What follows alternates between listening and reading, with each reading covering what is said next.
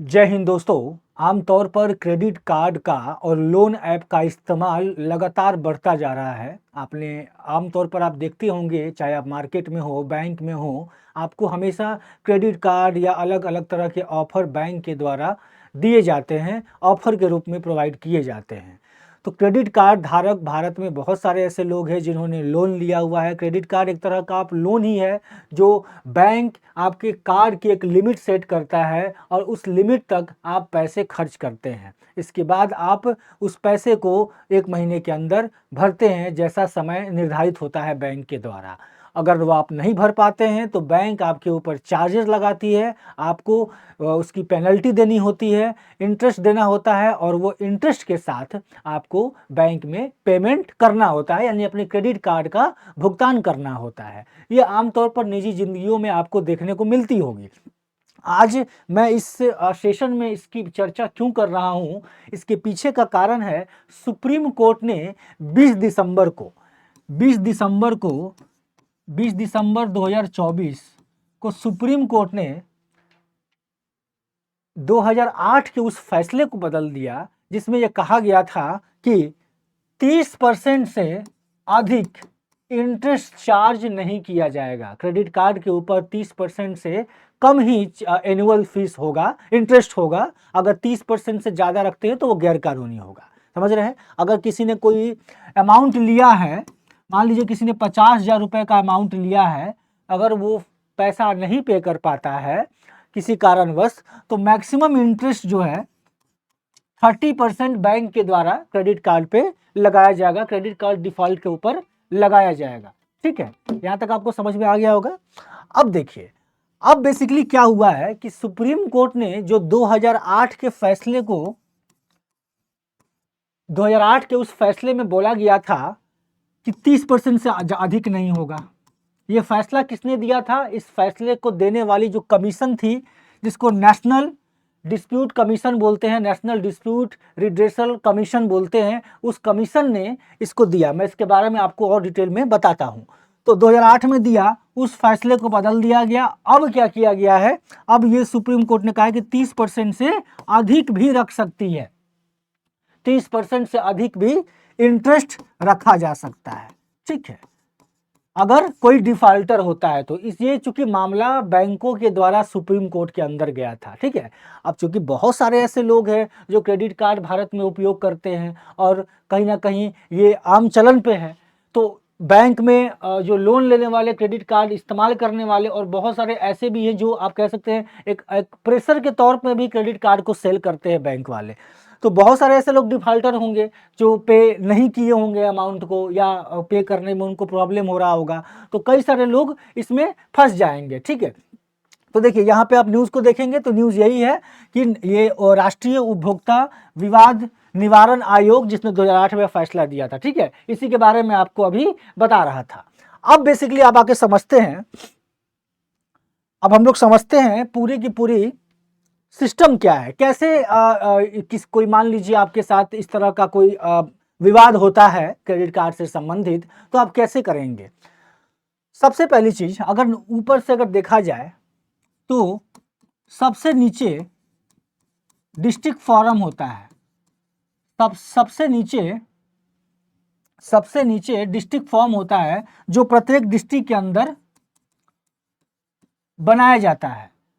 इसका काम होता है कंज्यूमर का प्रोटेक्शन करना। कंज्यूमर जो कोई सर्विसेज का यूज करता है, कोई प्रोडक्ट का यूज करता है, अगर उससे संबंधित कोई समस्या उसको होती है तो डिस्ट्रिक्ट फोरम में जाया जा सकता है। डिस्ट्रिक्ट फोरम के बाद स्टेट कमीशन होता है, स्टेट कमीशन होता है, स्टेट कमीशन में जा सकते हैं। स्टेट कमीशन के बाद आप नेशनल पे जाएंगे, नेशनल पे आप जाएंगे तो national consumer dispute redressal commission बोलते हैं। ठीक है, ये होता है, और इसके ऊपर सुप्रीम कोर्ट भी है, इसके ऊपर सुप्रीम कोर्ट है। ये कोर्ट की हायरार्की है जो इन मामलों को सुनती है। ठीक है। अब मान लीजिए नेशनल कंज्यूमर डिस्प्यूट रिड्रेसल, अगर कोई मामला डिस्ट्रिक्ट में जाता है, तो अगर मान लीजिए जिसके खिलाफ जो मामले की सुनवाई हुई, अगर उनको अपील करना है तो वो डिस्ट्रिक्ट में चले जाएंगे। अगर उनको अपील करना है तो national consumer dispute redressal commission में आ सकते हैं नेशनल लेवल पे, और 30 दिन के अंदर विदिन 30 डेज अगर उनको इनका भी जजमेंट सही नहीं लगता है तो सुप्रीम कोर्ट में जा सकते हैं। अब ये तो हो गई पूरी की पूरी कोर्ट की स्ट्रक्चर, ठीक है। अब थोड़ा सा समझते हैं जो आपका नेशनल कंज्यूमर डिस्प्यूट, ये बहुत इंपॉर्टेंट हो जाता है इस एग्जाम पॉइंट ऑफ व्यू से भी। National consumer dispute redressal commission, ठीक है। ये जो कमीशन है इसके बारे में थोड़ा सा और देख लेते हैं। आपने कंज्यूमर प्रोटेक्शन एक्ट पढ़ा होगा। कंज्यूमर प्रोटेक्शन एक्ट, जो कंज्यूमर प्रोटेक्शन एक्ट है 1986 का, कंज्यूमर प्रोटेक्शन एक्ट 1986 का एक्ट है। इसी एक्ट के अंतर्गत कंज्यूमर्स के प्रोटेक्शन के लिए 1988 में 1988 में नेशनल कंज्यूमर डिस्प्यूट रिड्रेसल का गठन किया गया, इसको बनाया गया, ठीक है ना। अब इसमें होते कौन हैं? इसमें होते हैं रिटायर्ड जज। रिटायर्ड जो सुप्रीम कोर्ट के जज होते हैं वो इसको हैंडल करते हैं, ठीक है। ये एक क्वासी जुडिशियल बॉडी है, ठीक है। तो यहां तक आपको समझ में आ गया होगा इस पूरे के पूरे स्ट्रक्चर के बारे में, कैसे कंप्लेन नीचे से कैसे ऊपर तक जाएगी, ठीक है ना। और इसमें सेक्शन 21 जब आप देखेंगे इस एक्ट का, सेक्शन 21 के अंदर में इसको 1 करोड़ से ऊपर के मामले सुनने के लिए अधिकार दिया गया है, ठीक है। और 30 डेज के अंदर अगर पर्सन सेटिस्फाई नहीं तो सुप्रीम कोर्ट भी जा सकता है। तो ये तो रहा पूरा का पूरा आपके लिए थ्योरेटिकल पार्ट। अब आते हैं थोड़ा सा जो हमारा केस है, ठीक है। अब देखिए बैंक में सुप्रीम कोर्ट ने क्या फैसला दिया। सुप्रीम कोर्ट में जब ये मामले बैंक लेके गई, बहुत सारी बैंक अलग अलग 3-4 बैंक हैं जो सुप्रीम कोर्ट में जाती है, कहती है क्रेडिट कार्ड का जो बिल है, क्रेडिट कार्ड का जो इंटरेस्ट है उसको बढ़ा दिया जाए ताकि बैंक को ज़्यादा फायदा हो सके। बैंक को इससे घाटा हो रहा है, बैंक को चलाने में, बैंक में जो क्रेडिट कार्ड है उस सर्विस को प्रोवाइड करने में बहुत सारी चीज़ों को हैंडल करना पड़ता है बैंक को। बैंक ने कोर्ट में ये बात कही, ठीक है। तो सुप्रीम कोर्ट ने इस चीज को चेंज किया। अब एक थोड़ा सा चीज और देखते हैं, सुप्रीम कोर्ट ने इस पे जजमेंट दिया। सुप्रीम कोर्ट ने क्या जजमेंट देखिए, देखिए सुप्रीम कोर्ट ने जजमेंट दिया। ये कौन कौन से बैंक थी? Standard charter bank, city bank, American express, Hong Kong संघाई बैंकिंग कॉरपोरेशन जैसे बैंक थी जिनकी याचिका पर सुनवाई चल रही थी सुप्रीम कोर्ट में, ठीक है ना। और इस पर इसकी मामला को चेंज किया। अब आते हैं बैंक के कौन से नियम को चुनौती दिया, तो 45 दिन का ऋण उधार। अब बैंक ने भी बहुत सारे पॉइंट रखी है ना। अब बैंक का कहना क्या है कि अगर अगर बैंक सुप्रीम कोर्ट में ये बात रख रही है, सुप्रीम कोर्ट में अपनी बातें रखी, तो नेशनल कंज्यूमर जो फोरम है उनका भी कहना है, उनके भी पॉइंट्स है अपने। तो इनका पॉइंट बेसिकली क्या है कि बैंक जो क्रेडिट कार्ड प्रोवाइड करती है उसमें इनको सर्विस देने में पैसा लगता है, एम्प्लॉय को पैसा देना होता है। इसके अलावा इनका ये कहना है कि जो व्यक्ति डिफाल्टर हैं केवल उनके लिए प्रॉब्लम है, जो डिफाल्टर नहीं है उनको 25 दिनों तक जो इंटरेस्ट नहीं लगता है, विदाउट इंटरेस्ट वो आनंद ले सकते हैं, पैसा वो जमा कर सकते हैं जितना उन्होंने खर्च किया है। तो एक तरीके से सुविधा दिया जा रहा है लोगों को, इसलिए इंटरेस्ट को बढ़ाना चाहिए। इस तरह से बैंकों ने अपनी अपनी दलीलें सुप्रीम कोर्ट में रखी थी, ठीक है ना।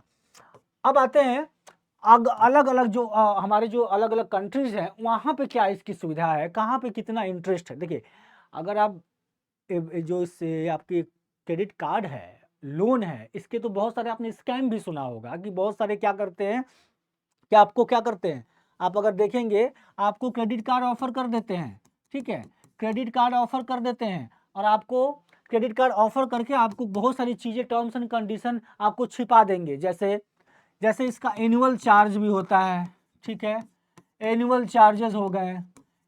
इसके अलावा और भी कई तरह के चार्जेस लगा देते हैं इसके ऊपर जो कि अमाउंट को डिडक्ट करता है। टेन्योर वगैरह का इशू होता है, ठीक है। साइकिल क्या है, पूरा साइकिल क्या है अमाउंट का, इसको भी नहीं बताते हैं। तो बहुत सारी ऐसी चीज़ें होती हैं जो बताई जाती है, टर्म्स एंड कंडीशन में लिख के दी जाती है, बट लोग इसके ऊपर ध्यान नहीं देते हैं और बहुत सारी चीज़ें लोग इसमें फंस जाते हैं। क्रेडिट कार्ड को या फिर आप कहें लोन में आपने देखा बहुत सारे ऐप हैं।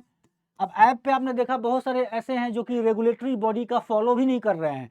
कोई भी ऐसे ऐप हैं, आप अगर मार्केट में देखेंगे बहुत सारे ऐसे ऐप हैं जो 30%, 40%, 50% का ब्याज ले रहे हैं, जो कि बिल्कुल ही गैर कानूनी था। ठीक है ना। तो ये सारी चीज़ें रेगुलेटरी बॉडीज़ हमारे जो इसको हैंडल करती है। अब ये क्रेडिट कार्ड इस तरीके से चल रहा था। अब कौन-कौन सी आपकी कंट्रीज़ एक बार देख लेते हैं। तो भारत में तो 30% से ज़्यादा की बात कर दी गई है सुप्रीम कोर्ट के द्वारा। अब ऑस्ट्रेलिया में देखें तो ऑस्ट्रेलिया में भी 18 से 24% तक का ब्याज लगाया जाता है अगर कोई डिफ़ॉल्टर होता है क्रेडिट कार्ड का तो। हांगकांग में भी 24 से 32% की दरें हैं और इसके अलावा जो डेवलपिंग में फिलीपींस है, इंडोनेशिया है, मेक्सिको है, इन देशों में भी 36 से 50% के बीच में ब्याज दर लगाई जाती है। तो ये पूरी की पूरी आपके लिए न्यूज़ थी जिसमें आपको मैंने ये बताया कि ये क्या लोगों के लिए फ़ायदेमंद है या नुकसान है। इसके साथ आपने नेशनल कंज्यूमर फॉर्म को देखा और किस तरह से कंप्लेन नीचे से डिस्ट्रिक्ट लेवल से सुप्रीम कोर्ट तक पहुंचती है, उसकी क्या टेन्योर होती है, आपको ये सारी चीज़ें समझ में आ गई होंगी। आपका क्या व्यू है जो सुप्रीम कोर्ट ने जो बातें कही हैं, सुप्रीम कोर्ट ने जो पॉइंट्स रखे हैं, आपके क्या विचार हैं? आप अपने विचार को बता सकते हैं, अपने विचार को रख सकते हैं ताकि पता चले कि आप लोग क्या सोच रहे हैं और करंट अफेयर में कितना ज़्यादा आप इन्वॉल्व हैं। ठीक है।